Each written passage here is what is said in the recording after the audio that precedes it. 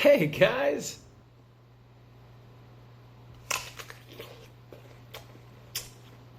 Today I want to talk about belief. Belief. Acceptance that a statement is true or that something exists. So what do you guys believe? I believe that I can breathe fire. I believe I'm in danger.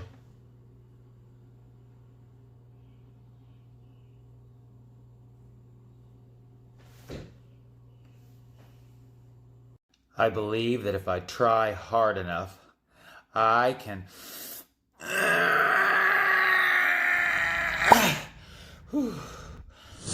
So belief is a crazy thing. Did you guys know that you can actually change your reality based on what you believe? It's true, if you believe it. See, I've been doing a lot of research on belief and belief systems, and it's amazing the power that our minds have to control and affect our reality, even down to the cellular level. The way the cells in our bodies behave and react to different things in our environment can be drastically different based on what we believe is true. Check this out. In this study, we have a doctor give patients a histamine skin prick test.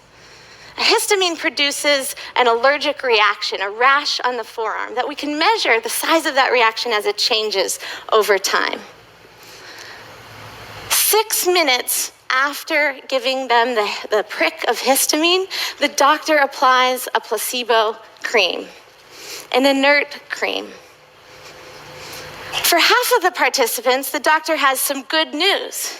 She says, this is an antihistamine cream. It's going to make your rash and irritation go away. For the other half, she has some not so good news. She says, this is a histamine agonist. It's going to make your rash and irritation worse. So what did we find? Well, the results were quite simple. When the doctor said the cream would make the rash worse, the rash was actually worse. This was 10 minutes after applying the cream. When she said the cream would make the rash better, the rash was better. Now, this alone is interesting because it suggests that the physiological responses to the histamine depended on the beliefs that the patient had about the cream. How amazing is that? That our bodies actually have the ability to heal themselves or to make themselves more sick based on what we believe. Here's another one for you. Let's go outside the body. This is something that has always fascinated me. Check this out. Before April 1954, the common belief, the universal belief, because it had been tried again and again and again and people had failed, the belief was that man was not physically capable of breaking the 4-minute barrier, that he could not run a mile in less than 4 minutes. That was the belief on the planet. It had never been done. But here's what happened, ladies and gentlemen. Roger Bannister came along, and he broke the 4-minute barrier. Now here's what's significant about that. Since that time, up to this day, over 20,000 people have done it, including high school kids. What changed? 20,000 people, what changed? Here's what happened when they got on the track. They knew it had been done. And because they knew it had been done, there was a new belief about this barrier, about this goal that was unreachable. Isn't it amazing how just simply believing that something is possible increases our potential exponentially? This is how I think about it. Okay, guys, think of it like this. We have potential, effort, results, belief. So, if I look at potential and I say, what do you think your potential is to achieve this task? And if you look at that task and you say, oh boy, I'm not really good at that. I don't think I have very high potential. If you don't think that you have very high potential, how much effort are you actually going to put in to achieve that task? And then think about the results of your effort.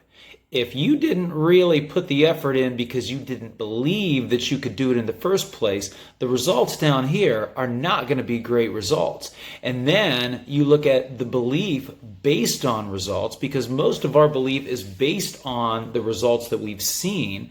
If we see poor results, we're going to naturally believe even more that we're not good at this particular thing. And that is just going to start this cycle. And when we get back to the next time it comes up, we actually have less potential than we did before, because we believe that our results are going to be the same. So we'll try even less. But let's think about if we flip this and say, what is your potential? If you can harness belief that I have the ability to do this, you actually will try. You'll get better results, and in the end, you'll believe even more that you are capable of achieving. And guys, so much of this comes down to mindset and the mindset that you bring to the table. They've been studying mindset, and they've really broken it down into a couple different mindsets. We can either have a fixed mindset or a growth mindset. Now, with the fixed mindset, you kind of look at life as, this is what I was born with. I was either born naturally athletic or I was born not athletic. I was born with these musical skills or I was not gifted in that way. Now, the growth mindset approaches it differently. The growth mindset says, well, maybe I'm not athletic, but if I practice and if I work hard, I can develop my athletic skills.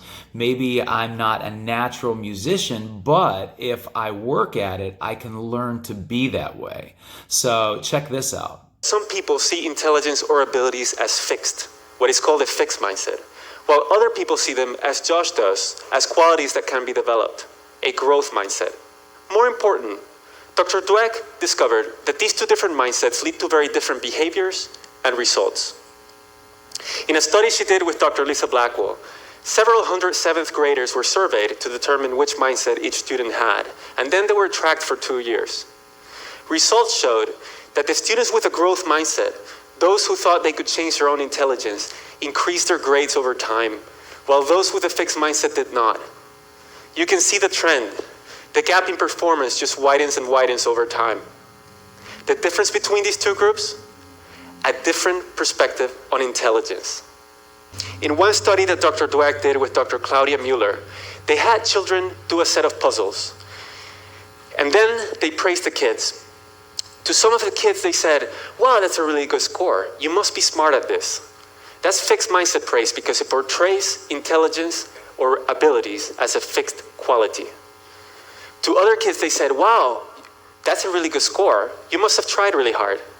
That's growth mindset praise because it focuses on the process.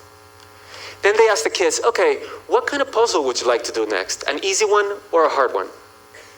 The majority of the kids who received the fixed mindset praise chose to do the easy puzzle, while the great majority of those who received the growth mindset praise chose to challenge themselves. Then the researchers gave a hard puzzle to all of the kids because they were interested in seeing what confronting difficulty would do to their performance. Look at what happened when the kids later went back to the set of easier problems that they started with. The kids who received the fixed mindset praise did significantly worse than they had originally, while those who received the growth mindset praise did better. And to top it off, at the very end, kids were asked to report their scores. And the kids who received the fixed mindset praise lied about their scores over 3 times more often than those who received the growth mindset praise. They did not have another way to cope with their failure. Isn't it fascinating how our mindset is able to determine the outcome of our reality? I was watching a scientist yesterday. He was a cellular biologist, and he was talking about cancer cells in patients that he was studying. And these patients had had a history of cancer in their family. And he found the most amazing thing, that he took these cells that in the body were replicating and regenerating cancerous cells, and he would take them out and he would put them in a petri dish in a lab, and he would give them an environment where they could continue to live and continue to divide and replicate. And what was fascinating is that once those cells were outside of that body, they would start to replicate and regenerate totally normal, healthy cells. And he came to the conclusion that there was something between the brain and the cells and the communication process that was causing that command to happen. Because once that wasn't there, those were just natural, healthy cells. And his deduction was that these people, in their mind, had already determined that because my parents had cancer, because my grandparents had cancer, it runs in the family, I'm probably going to have cancer. And somewhere in the connection that goes from the mind to the cells, they were telling their cells, go ahead and regenerate cancer cells. And it's just amazing to me, but we have the ability to rewire the way that we think, guys, the way that we believe. And I love, in the sermon this morning, they were talking about love, and they were talking about the Holy Spirit that Jesus promised to leave behind for us once he was gone. And we've talked about the Holy Spirit before, and this frequency that we can kind of get in tune with and resonate with, and helps us to just be in harmony with God and with nature and the people that we live with and our surroundings. And I love it because science is actually at a place where it's starting to prove that these things are real things. The energy that we put out into the environment and the way that it comes back, and the ability of our mind to actually have control and manifest realities for ourselves is just so awesome to me. So I am curious to see what you guys' thoughts are. I look forward to seeing you guys all at the Zoom meet later today. And until then, I hope you guys have a good one. We'll see you.